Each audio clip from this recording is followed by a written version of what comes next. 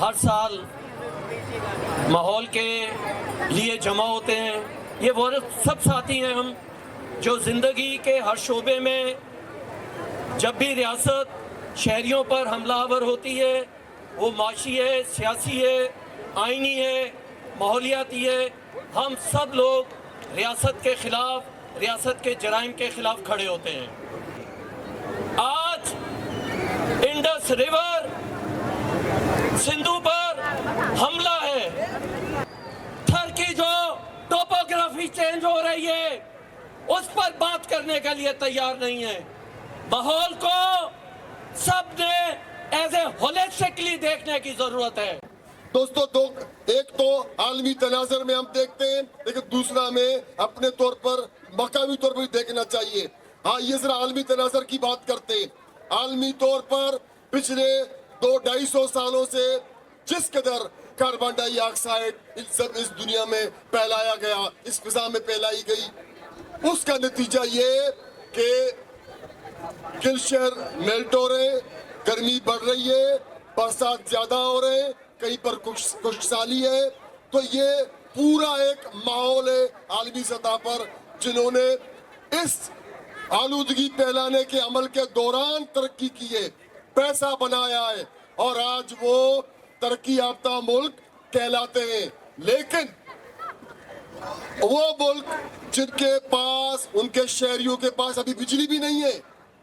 खुद पाकिस्तान के करोड़ों शहरी ऐसे हैं जिनके पास बिजली की सहूलत नहीं, लेकिन वो खुद शदीद मौसमी तबाही का शिकार है और इस शिकार के जिम्मेदार वो सारा आलमी निजाम, कॉरपोरेट और कमाने वाले। इसमें वर्ल्ड बैंक और ADB, एशियन डेवलपमेंट बैंक बराबर के शरीक है, जिन्होंने फॉसल फ्यूल, खास तौर पर कोयले से बिजली बनाने वाले प्लांट को कर्जा दिया, उनकी इंश्योरेंस की। जो आम अवामी पार्क्स हैं जिसमें लोग आके वहाँ बैठते हैं, उनके लिए ये और मुश्किल बना दिया है, क्योंकि वो पार्क्स को उन्होंने बंद कर दिया इस तरह से। तो हमने, और इसके अलावा जो हमारे रेजिडेंट्स हैं, जिस तरह से हमारे साथ रजिया भी हैं, तो वो लोग रात के 4 बजे तक वहाँ पर खेलते हैं। वहाँ माइक्स और सिस्टम्स लगे हुए हैं जिसकी वजह से कोई सो भी नहीं सकता। तो हम एज रेजिडेंट्स ये भी देख रहे हैं कि आपने देखा होगा आसपास सारे जो पार्क, इवन फ्रेयर हॉल की आपने ग्रिल देखी होगी, वो भी तोड़ दी है।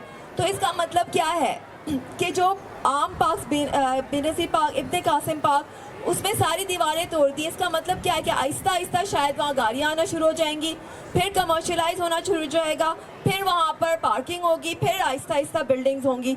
तो हम अभी नहीं आवाज़ उठाएंगे तो आम लोगों के लिए, जो बच्ची छोटी सी, अब आपको पता है कि एक इंसान के लिए अराउंड 100 स्क्वायर फीट, मीनिंग एक पूरे कमरे जितनी ग्रीन स्पेस होनी चाहिए, लेकिन हमारी कितनी है? 5 स्क्वायर फीट, मीनिंग इतना सा जो एक हिस्सा हम 5 स्टेप इधर करें, इतनी हमारी है। इससे क्या होता है? इससे फ़र्क ये पड़ता है कि आज जैसा मुझे भी खांसी हो रही है, आप सबको थोड़ी थोड़ी खांसी हो रही होती है, ये सब क्योंकि माहौल की आलूदगी की वजह से हो रहा है।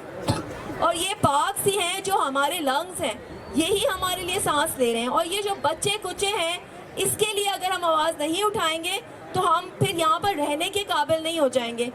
इसी तरीके से कहा जा रहा है कि 2050 तक 2.3 मिलियन लोग जो है वो सिर्फ क्लाइमेट के जो माइग्रेशन है वो होगी। इतनी बड़ी जब माइग्रेशन होगी यहाँ पे शहरों की तरफ, तो फिर इसका मतलब ये है कि रिसोर्सेज भी यहाँ पे कम होंगे।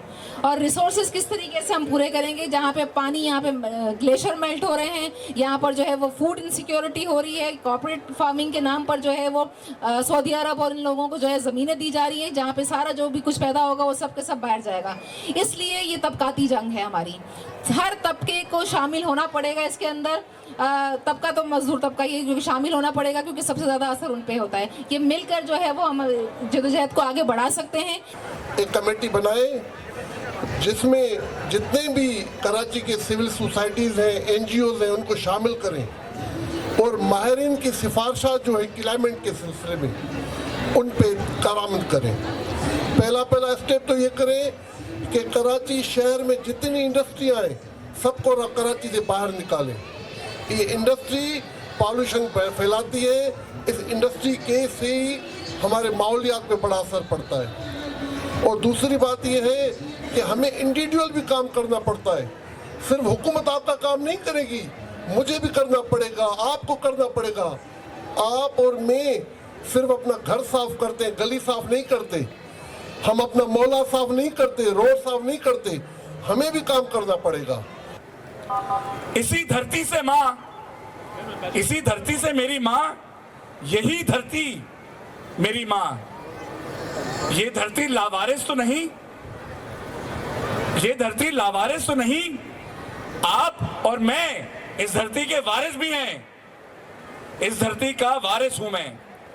इस फिजा में सांस भरता हूं जो अब जहरीली हुई, इसी फिजा में सांस भरता हूं जो अब जहरीली हुई।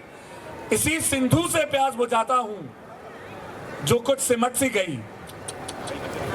इसी धरती को चीर कर भूख मिटाता हूं मैं। जो बोए सो खाए को मानता हूं मैं। इसीलिए अपने किसान भाइयों का शुक्रगुजार भी हूं। चार तरफ मेरे कुदरत, चार तरफ मेरे फितरत, कुदरत और फितरत का हिस्सा हूं मैं। जब तक खामोश रहा, जब तक खामोश रहा, इस कुदरत का कसूरवार हूं मैं। मगर अब जो कुदरत पर सियासत करे, अब जो कुदरत को तबाह करे, हैं, अब जो कुदरत को तबाह करे, हम उसके मुखालिफ हैं या नहीं है? अगर कुदरत को तबाह करें तो हम मुखालिफ हैं या नहीं है? मगर अब जो कुदरत पर सियासत करे, अब जो कुदरत को तबाह करे, मैं उसका मुखालिफ, उसके मुकाबिल इस कुदरत का जिम्मेदार हूं मैं।